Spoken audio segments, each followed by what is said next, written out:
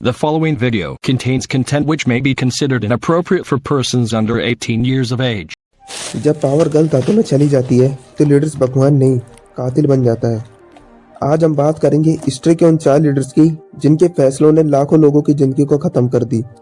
History सिर्फ dates और books के नाम से नहीं होती, कभी कभी हिस्ट्री खून से भी लिखी जाती है। तो हमारी कहानी शुरू होती है जर्मनी से। यहाँ एक लीडर था एडोल्फ हिटलर।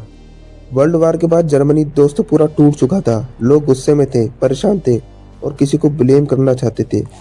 हिटलर ने इसी गुस्से को हथियार बना लिया। उसने कहा लोगों से कि तुम कमजोर नहीं हो, गलती तुम में नहीं है, गलती दूसरों में है। धीरे धीरे उसने अपनी एक सोच फैलाई कि एक रेस सबसे ऊपर होती है और बाकी लोग बेकार। फिर शुरू हुआ असली शिकार, जो उसने दूसरे लोगों के लिए जाल बिछाया। जो उसकी सोच में फिट नहीं बैठते थे उनके लिए सिर्फ एक सीधी जगह थी, वो थी मौत। ट्रेन्स में, कैंपस में, गैस के कमरे में लगभग 60 लाख यूएस लोग और लाखों दूसरे लोगों को सिर्फ इसलिए मार दिया गया क्योंकि वो हिटलर से अलग थे। अब चलते हैं दोस्तों हमारे कैम्बोडिया में। यहाँ आया एक और खौफनाक नाम, पोल पोट। इस आदमी को दुश्मन बॉर्डर के बाहर नहीं दिखते थे, इसे अपनी जनता ही दुश्मन दिखती थी। पढ़े लिखे लोग उसके लिए सबसे बड़े दुश्मन थे। डॉक्टर्स, टीचर्स और जो स्पेशली चश्मा लगाते हैं उनको तो एक चुन चुन के मारता था। शहर खाली करवा दिया गया है दोस्तों इसके द्वारा। लोगों को जंगल में काम करने भेज दिया जाता था। जो सवाल पूछता था ये उसको जिंदा जला देता था।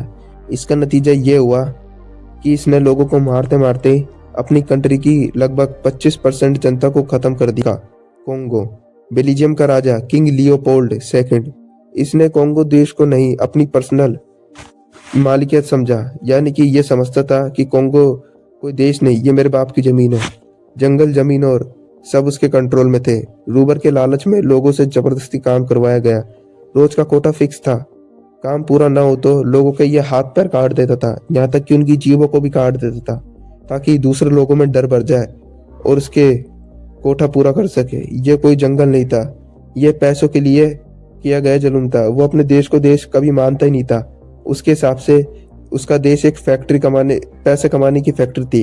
अंदाजा है कि उसने अपने देश की 1 करोड़ से ज्यादा लोगों को मार दिया। अब चलते हैं अफ्रीका में। कुछ साल बाद एक और डर का नाम उभरा, लीदी आमिन दादा। युगांडा में इसका नाम सुनते ही लोग कांप जाते थे। जो इसके खिलाफ बोलता वो या तो गायब हो जाता था या फिर कभी वापस नहीं आता था। जो इसके राज में रात को लोग सोते थे तो उनको ये डर रहता था कि हम सुबह जिंदा उठेंगे भी या नहीं। हत्याएं, टॉर्चर, लाशें सब नॉर्मल हो चुकी थी। सारे लोग तो रात को सोते थे, ये रात को सो के रात को जगता था और लाशें गिनता था कि मैंने आज कितने लोगों को मारा है। पूरा देश एक जेल जैसा हो गया था और जेलर भी कौन, खुद लीडर था। 4 अलग देश, 4 अलग चेहरे, लेकिन सोच सिर्फ एक ही। जब लोग सवाल करना बंद कर देते हैं और लीडर्स को भगवान मान लेते हैं तो हिस्ट्री सबसे अंधेरा सच सामने आता है। अगर मेरी वीडियो अच्छी लगे तो वीडियो को लाइक करो और चैनल को सब्सक्राइब करो। थैंक्स।